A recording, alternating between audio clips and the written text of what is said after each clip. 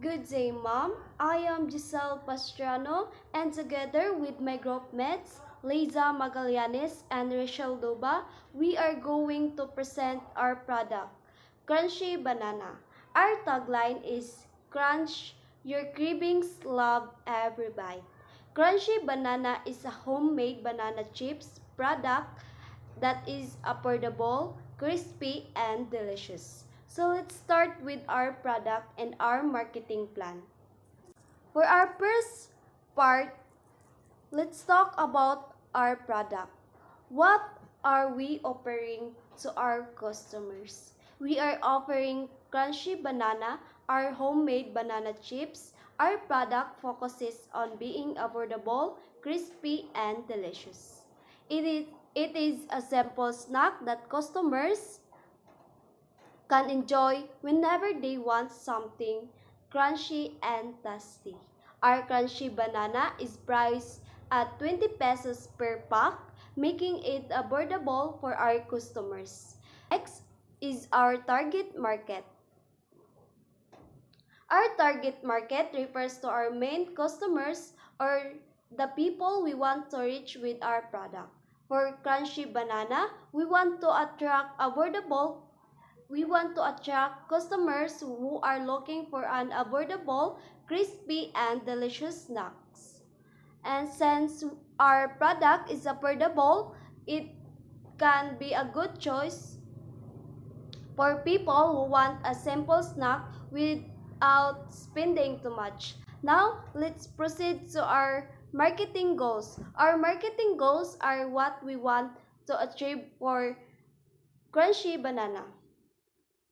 First, we want to make more people aware of our product. Second, we want to attract more customers and increase our sales.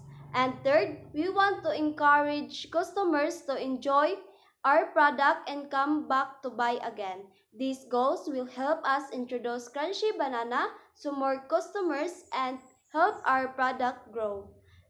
And next are our market approaches. This and next are our market approaches. These are the strategies that we'll use to reach our marketing goals. First, we can use social media promotions to introduce Crunchana to more people. And second, we can use poster and flyers to make our product more visible to potential customers. And third, we can offer promos or discounts to encourage people to try our product. And fourth, we can use of mouth promotion where satisfied customer can recommend crunchy banana to their friends and family. And fifth, we can use attractive packaging to make our product more appealing to customers. By using these approaches together, we can reach more people and encourage them to try crunchy banana. This page shows our promotional poster.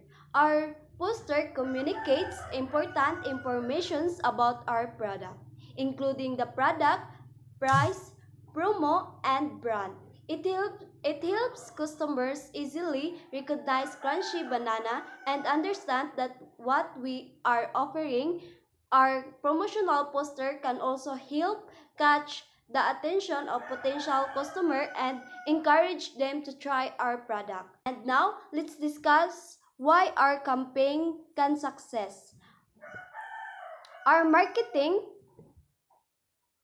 our marketing strategies work together to attract and keep customers price by promoting our product, showing our price and promo and making our product easy to recognize. We can encourage more people to try crunchy banana.